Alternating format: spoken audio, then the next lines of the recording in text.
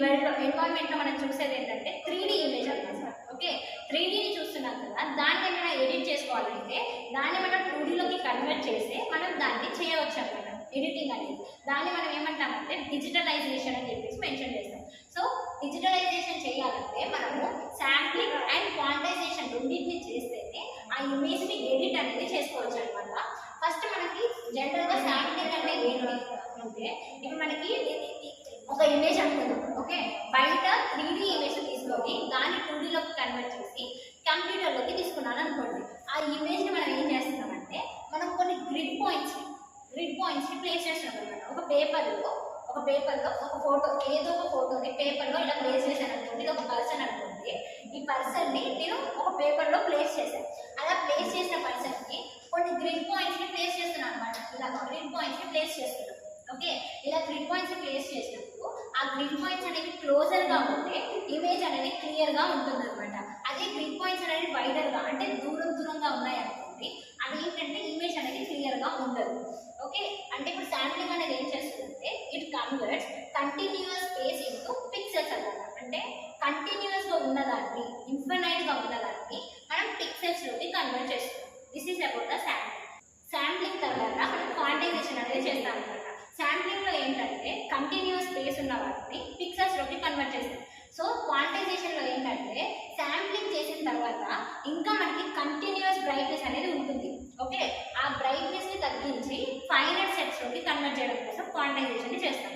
So quantization equals to colour values to fixed levels. అంటే మనకి ఏంటంటే ఇక్కడ మనము బ్రైట్నెస్ని ఫిక్స్డ్ లెవెల్స్లోకి పెట్టుకుంటాం అనమాట. అంటే మనకి ఎన్ని కలర్స్ కావాలి అని చెప్పేసి మనం చూస్ చేసుకుంటాం. ఫర్ ఎగ్జాంపుల్ నేను లెవెలర్స్ అనేది 2 తీసుకున్నాను అనుకోండి, only black and white colours మాత్రమే తీసుకుంటాం. అదే నేను 11 = 8 తీసుకున్నాను అనుకోండి, 8 షేడ్స్ ఆఫ్ కలర్స్ అనేవి చూస్ చేసుకుంటాం అనమాట. అదే n = 256 ఇలా సంథింగ్ ఏదో ఒక వాల్యూ ఎంతైతే తీసుకున్నామో అన్ని లెవెల్స్ అవుతుంటే మనకి కలర్ అనేది వస్తుంది అనమాట. సో ఇది ఏం చేస్తుందంటే కంటిన్యూస్ బ్రైట్నెస్ ఉన్నదాన్ని ఫైనైట్ షేడ్స్లోకి మనకు కావాల్సిన అన్ని షేడ్స్లోకి కన్వర్ట్ చేస్తుంది. సో ఇక్కడ ఇమేజ్ చూసినట్లయితే ఇది ఒక ఇమేజ్ అనుకుందాం. 3D ఇమేజ్ని మనం కంప్యూటర్లోకి స్టోర్ చేసుకోవడం కోసం 2D లాగా కన్వర్ట్ చేసాం అనమాట. ఈ పాయింట్ A అండ్ ఈ పాయింట్ B అని అనుకుంటున్నాం. This is the original image. అది ఎలా ఉంటుంది, బ్లాక్ అండ్ వైట్లో ఉంటుంది అనమాట. ఇప్పుడు మనకి దీన్ని ఇక్కడ చూస్తే పైన A అనేది ఉంది. ఇక్కడ ఏంటి, ఇది మొత్తం బ్లాకే కదా, ఇది మొత్తం వైటే కదా.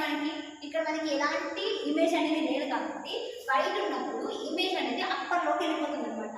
అప్పర్లోకి వచ్చి అండ్ ఏ అయిపోయిన కాబట్టి ఆటోమేటిక్గా ఇమేజ్ అనేది మనం చూసినట్లయితే ఇక్కడ దాకా బ్లాక్లో ఉంది కాబట్టి ఆటోమేటిక్గా ఏమవుతుందంటే డౌన్ స్టేజ్లోకి వెళ్ళిపోతుంది అనమాట. ఇప్పుడు ఈ ఇమేజ్లో కూడా మనకి ఓన్లీ బ్లాకే ఉండదు, బ్లాక్ అండ్ వైట్ కాంబినేషన్లో ఉంటుంది కాబట్టి మనకి ఇక్కడ ఫ్లక్చువేషన్స్ అనేవి అక్కడ ఉంటాయి అనమాట. మళ్ళీ తర్వాతకి బీ దగ్గరకు వచ్చేసరికి అది మళ్ళీ వైట్ అయింది కాబట్టి మొత్తం వైట్ అయ్యేసరికి పైకి వెళ్ళిపోయి మళ్ళీ బీ అనేది వైట్గా మారిపోయింది. సో ఇది శాంప్లింగ్ అనమాట. జనరల్గా శాంప్లింగ్ అనేది ఇలా ఉంటుంది. సో జనరల్గా శాంప్లింగ్ ఇలా ఉంటే మనకి కంప్యూటర్లో వచ్చేది ఎలా ఉంటుందంటే మనకి నెంబర్ లైన్ బేస్ చేసుకొని ఫ్లక్చువేషన్స్ అనేవి అక్కడ ఉంటాయి. ఇది శాంప్లింగ్. మళ్ళీ శాంప్లింగ్ మనం ఏం చేస్తున్నాం, కంటిన్యూస్ బ్రైట్నెస్ని ఫైనైట్ షేడ్స్లోకి కన్వర్ట్ చేస్తామని చెప్పేసి మనం అన్నాం కదా. సో శాంప్లింగ్ చేసిన తర్వాత క్వాంటైజేషన్లోకి ఈ ఫ్లక్చువేషన్స్ అన్నింటినీ తీసుకొని అంటే కంటిన్యూస్ బ్రైట్నెస్ అన్నింటినీ తీసుకొని మనకు కావాల్సిన షేడ్స్ని మాత్రమే తీసుకొని పాయింట్ చేస్తున్నాం కదా క్వాంటైజేషన్ అనేది. శాంప్లింగ్లో మనం ఎప్పుడైనా సరే ఎక్స్ యాక్సిస్లో తీసుకుంటాం, క్వాంటైజేషన్ అనేది ఎప్పుడైనా సరే y యాక్సిస్లో తీసుకుంటాం. So this is about the sampling